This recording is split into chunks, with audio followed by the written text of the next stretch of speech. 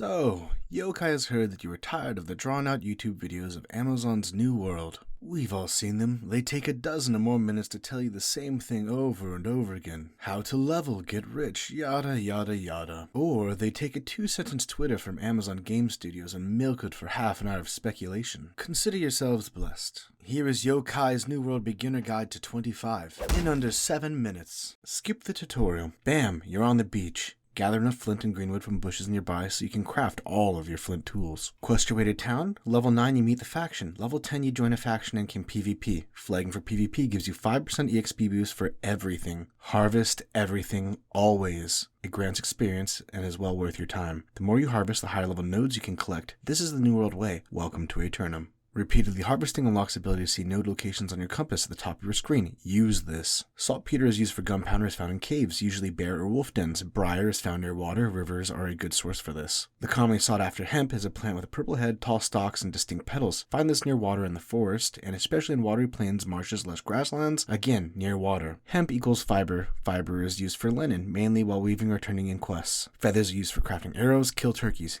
Kill turkeys. Iron is used for tons of stuff. Never pass up iron. Don't skip harvesting things such as berries as you go. These are worth it for cooking. Skin all of your kills. Don't let that experience go to waste. As soon as you gather iron, craft iron tools and invest Azoth so you get perks on those tools. Namely the perk Azoth Extraction, which gives you a chance at acquiring Azoth every time you use that tool, or the perk Harvesting Luck, which gives you a higher chance of rare items every time you use your tool. Craft steel tools as soon as you can. If there aren't any towns with tier 3 crafting, run up to a mid-level zone, find a fort with tier 3 crafting, and make them. Azoth is important because it is used to respec attributes and weapon trees after level 20, craft, and fast travel. There are multiple ways of fast travel. One is buying a home. The first house you buy is half off. Higher tier houses have a lower cooldown on fast travel. You can also fast travel to inns, but you can only be checked into one inn at a time, and there is a cooldown on this as well. There are shrines scattered throughout Aeternum which can use Azoth to travel to and from. Each town has one. Another way is dying and respawning at the nearest location, which is usually a town or camp. Camps are a respawn point if you die, and are often used. You can craft progressively better items at camps the higher tier it is. You gain quests to upgrade your camp tier as you progress in level milestones.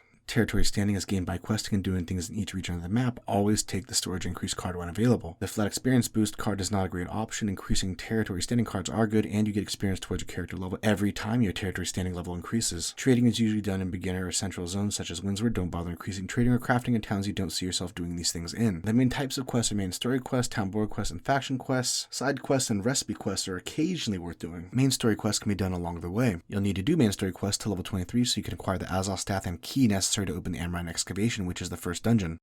Town board quests are awesome for experience, and they are not all made equal. Abandon ones that are obviously a waste of time. You'll learn this as you go. Don't waste your time trying to find sheep or ghosts to kill. It is tough to find them, and they suck. Common potions, health, and mana, as well as travel rations are worth your time. They're super easy to craft. Fishing is proven to be the opposite of efficient. As fun as fishing is proven to be for many people, the drop rates of the items you need to turn in are just not on par. So don't bother cooking things that involve fish, especially salmon or salmon oils. Once you join a faction, you can begin taking faction quests, and you can have 3 PvP and PvE quests at any given time. Faction quests also give you faction tokens, and there is a cap. This increases via quests that raise your faction rank as you level up. Keep in mind that you must be flagged in order to do PvP faction quests. Faction tokens can be used to buy armor and weapons sufficient to do nearly all content comparable to your level, including standard dungeons. Tokens can also be used to buy runes for making bags to increase bag space, or to change default primary attributes of your faction weapons and armor to better suit your build. Absolutely level up crafting as you go. It will be useful, and crafting will be important in the endgame. Every crafting specialty is relatively easy to do compared to most MMORPGs, and are all very useful in the endgame. Take note, Arcana will help you make potions, cooking is for consumables, smithing will be useful for town board quests, and obviously making legendary items later. Stone cutting will be useful for crafting keys to get into dungeons later in the game, and leveling up your crafting also allows you to turn in higher levels from the town board quests. Maximize your uptime by always having consumables and potions on hand. Common health and mana potions are super easy to make. Travel rations also heal you, and these two are super easy to craft. Many people also said that having water on you was useful for healing too, and water is pretty much readily available anywhere. Open all chests. Often these contain crafting materials that are hard to find and will just pop up in supply crates. Read all notes, books, pages, and journals. This is free experience.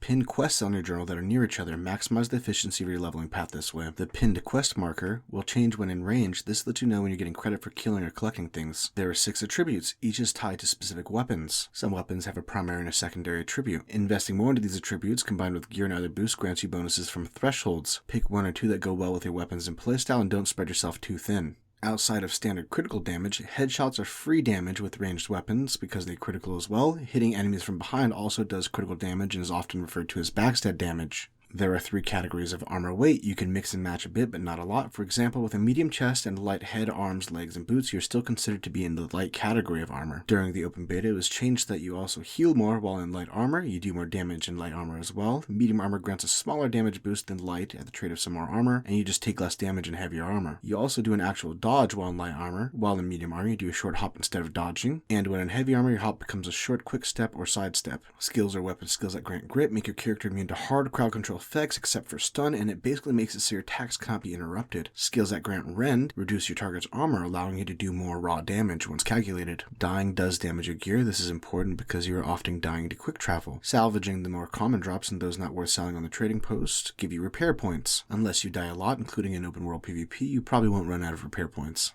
Storage is town specific. You can see the contents of storage in other towns via your map or by a drop-down menu while looking at the storage in your current town. In short, keep harvesting, town boarding, and doing some faction quests in between. Upgrade your harvesting tools with Azoth. Do main story quests when convenient and level appropriate. Read books, utilize inns, houses, shrines, and be willing to die to fast travel. Do these things and level 25 will be well within your grasp. And lastly, once you start Amorine excavation, even if you don't like dogs, keep taking the quests from Barchimedias outside of the dungeon entrance. This too is free experience.